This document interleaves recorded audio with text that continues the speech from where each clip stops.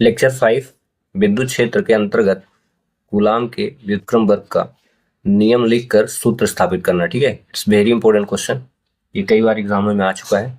ठीक है, तो इसको सॉल्व करेंगे हम। तो उससे पहले इसके जो नियम है उसको लिखेंगे। तो यहाँ पे हेडिंग डाल लें, कूलाम के व्युत्क्रम वर्ग का नियम। ठीक है, कूलाम के व्युत्क्रम वर्ग का नियम। ठीक है, इस डायग्राम को बना लीजिएगा। ये Q1 Q2 दो आवेश हैं, यहाँ पे फोर्स लगा है और इन दो आवेशों के बीच की जो दूरी है वो r से रिप्रेजेंट करेंगे। ठीक है, डिस्टेंस। और इसी के थ्रू हम इसकी डेफिनेशन भी लिखने वाले हैं। क्या डेफिनेशन है? किन्हीं दो बिंदु आवेशों, दो आवेश है ना, यहाँ पे लिखिएगा किन्हीं, एक मिनट, किन्हीं दो बिंदु आवेशों के बीच लगने वाला, के बीच लगने वाला आकर्षण और प्रतिकर्षण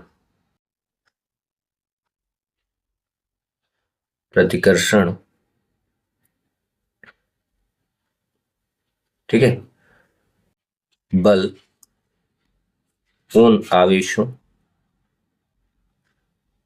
उन आवेशों के परिमाणु लिखिएगा, के परिमाणु के गुणनफल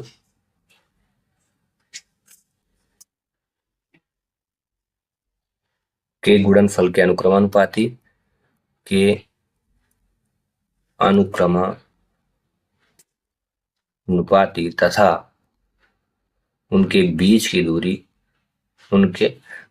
मतलब r। ठीक है, उनके बीच की दूरी के वर्ग के, यानी r का स्क्वायर करेंगे। ठीक है, के वर्ग के व्युत्क्रमानुपाती होता है। ठीक है, वर्ग के व्युत्क्रमानुपाती होता है। बस इतनी से इसकी क्या है, लॉ है, यानी नियम। फिर इसके बाद इसका सूत्र स्थापित करेंगे। ठीक है, चलिए इसको आगे बढ़ाते हैं। को लिखना माना Q1 और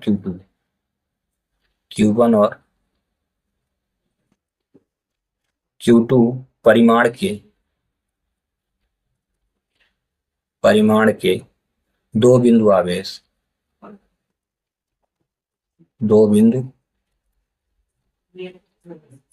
आवेश एक दूसरे से पार दूरी पर स्थित है। ठीक है, अकॉर्डिंग टू डायग्राम। ठीक है, तथा उनके बीच लगने वाला बल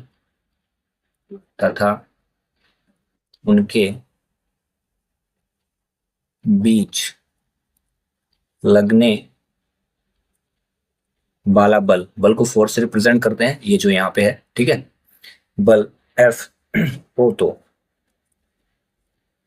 तो ठीक है, इस नियम के अनुसार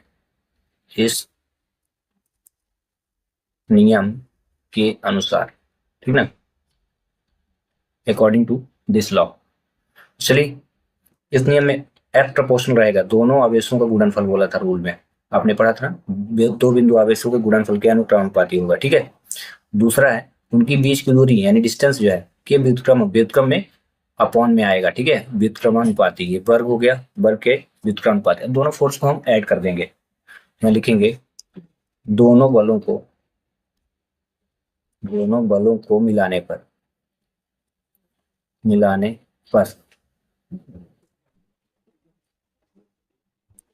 इन फोर्स को, दोनों फोर्स को हम मिला देंगे, F प्रोपोर्शनल लिखेंगे। ठीक है, Q1 Q2 ध्यान रखेंगे, Q1 Q2 ये 1 है। ठीक है, अपॉन R स्क्वायर हो जाएगा।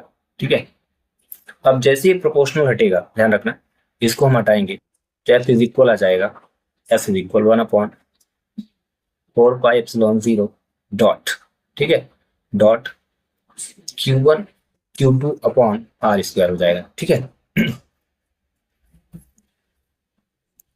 इतना ये गुलाम के व्युत्क्रम बल का नियम का फार्मूला है, बस इतना। अब इसको अगर आप और आगे बढ़ाना चाहें, ठीक है, तो इसको आगे बढ़ा सकते हैं, ठीक है। ये यदि इक्वेशन फर्स्ट बना देते हैं, यहाँ पे लिखना है यदि, आप इतना लिखेंगे करेक्ट आंसर आपको मिल जाएगा।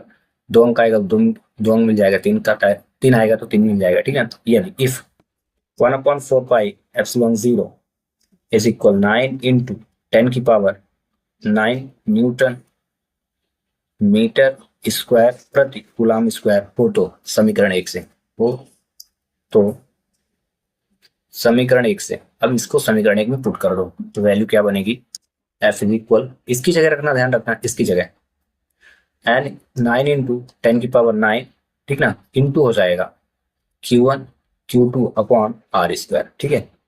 बस इतना इसका मान हो जाएगा इस सोर्स का, ठीक है। बाकी जितना अगर आप ऊपर बस उतना सॉल्व कर देंगे तब भी आपको आंसर मिल जाएगा। तो इस प्रकार से कूलम के व्युत्क्रम का नियम भी हो गया और इसकी सूत्र की स्थापना भी हो गई, ठीक है। चलिए मिलते हैं नेक्स्ट वीडियो में कुछ नए क्वेश्चनों के साथ। Thanks for watching.